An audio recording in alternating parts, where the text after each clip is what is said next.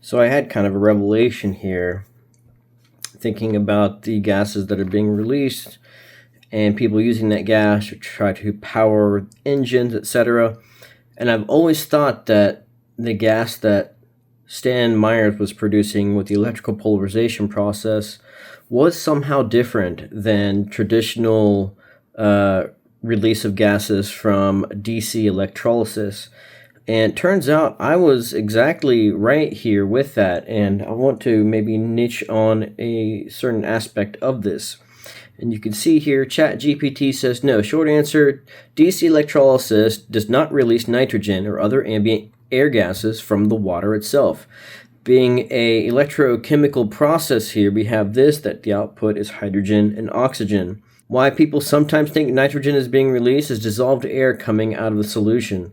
Water naturally contains dissolved gases. When DC electrolysis starts, and dissolved air can outgas, especially early in the run. This gas appears immediately, usually tapers off quickly, and is not electrochemically produced. This is the number one source of confusion. So, with this further here, pure H2 burns with a nearly invisible flame. Air contaminated with H2 pops weakly, which mine kind of does. Nitrogen does not support combustion. True electrolysis yields a 2-to-1 ratio of gas. Therefore, I would say that 1 liter of HHO derived from chemical electrolysis is not the same as 1 liter of HHO gas derived from the electrical polarization process. Meaning that, Stan states that we're releasing the natural ambient gases in water with this process specifically. And that being the case, if I am releasing ambient air gases, Stan's gas should be referred to as HHON for that matter, because we're releasing a bulk of that as nitrogen. Bottom line, DC electrolysis does not split nitrogen from water. Nitrogen, you see, is almost always pre-existing in dissolved air, blah, blah, blah. So I ask again, so in the process, no nitrogen or argon are released as a byproduct of the electrolysis process? He says correct. In the electrolysis process itself, nitrogen and argon are not released as byproducts. So, in that specific case, we must investigate the gas coming out of this apparatus, for it cannot be equally compared to that of hydrogen and oxygen. This is Stan's Revenge. So let's think of it this way. If we are releasing hydrogen and oxygen from a DC electrolysis process explicitly and feeding that into an engine, it's going to combust. It's going to burn very, very quickly because it is just hydrogen and oxygen with no modulator in between. Whereas if we are delivering hydrogen, oxygen, and nitrogen from the dissolved gases in the water, per what Stan Myers states, per the electrical polarization process specifically, we are delivering a dumbed down or retarded gas to the engine or vehicle or consuming device of some sort. So the burn is going to be much slower rather than a hydrogen-oxygen burn altogether, or even for that matter, just hydrogen alone.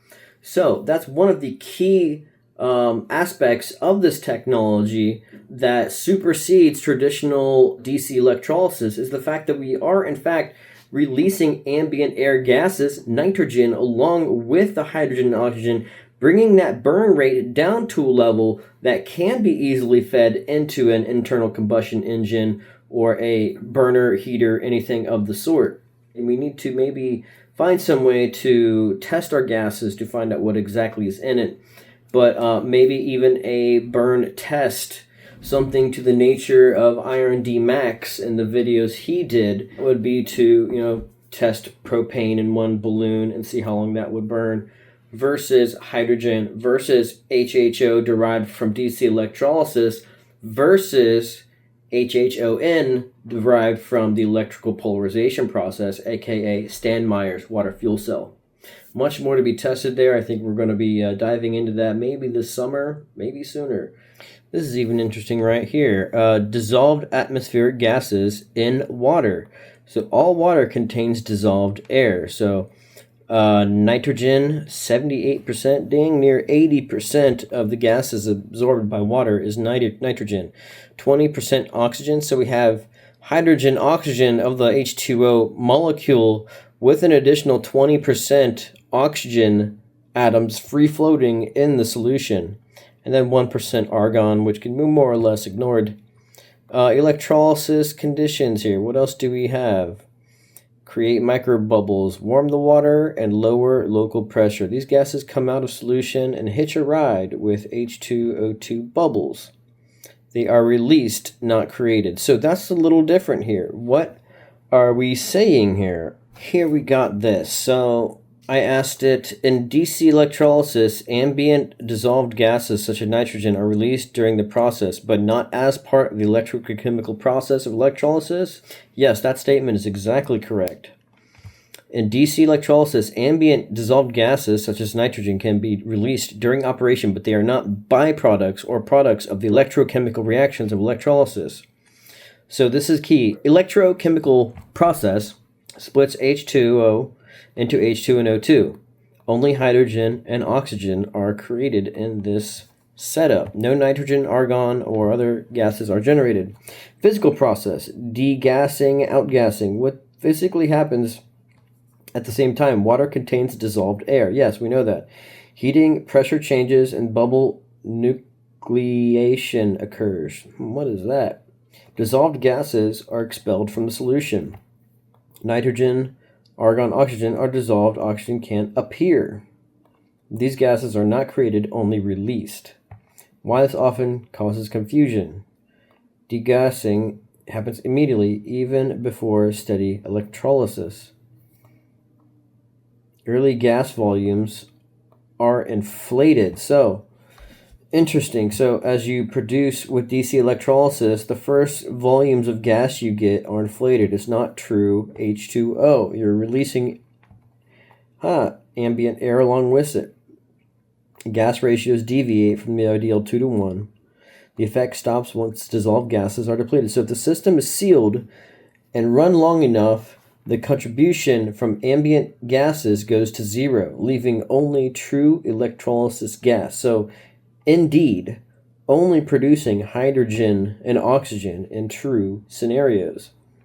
DC electrolysis releases dissolved ambient gases through physical degassing, but only hydrogen and oxygen are produced by the electrochemical reactions of electrolysis. That's correct framing, and you've got it exactly right. So I'm reading, if you're adding water into the system, obviously that allows for the ambient air gases to be released again. Whereas if you're not introducing new water or ambient air to the system, you are not allowing that to be reintroduced into the system. So you are truly only getting hydrogen and oxygen. So in this case, it says ambient dissolved gases are finite. They are eventually fully released. They are not continuously generated. Electrolysis does not create new ambient gases. Only adding new water or air brings them back. So I would maybe propose that in the electrical polarization process that the ambient air gases are continually released, whereas in this prior state of the art here, DC electrolysis, they can only be released for a finite amount of time until they are barren from the water. So maybe some more tests about, the ambient air gases are released. Is that a continual thing? Does that vary? We'd have to get some very special equipment to test that. I will devise some hypotheses and maybe get back with you guys on that. Whoa, so this is telling me that ambient air is degassed in as little as 5 to 10 minutes. So after 5 to 10 minutes in traditional DC electrolysis, you are receiving pure H2 and O2. 1 liter laboratory cell here, current be up to 2 amps. Visible air release be about 3 to 8 minutes. Stabilized gas within 10 to 15 minutes. Most electrochemistry labs discard the first 10 to 15 minutes of gas data for this reason. Interesting. So it sounds like the ambient air is like expelled within just a number of minutes in that process. That's really wild to think that is how that works. It says in a high current cell, that degassing is almost immediate. Ambient gases are expelled in under 1 to 3 minutes, even exaggerating, I guess, gas volumes in traditional hydrogen cells. Very interesting. And just a few extra things here. Water sitting exposed takes hours to days to be degassed. With a little warmth, it could be as little as an hour. Interesting. Vacuum degassing. Ultrasonic bath. Interesting. I keep saying interesting a lot. Sorry. Never trust startup data. This is Stan's Revenge.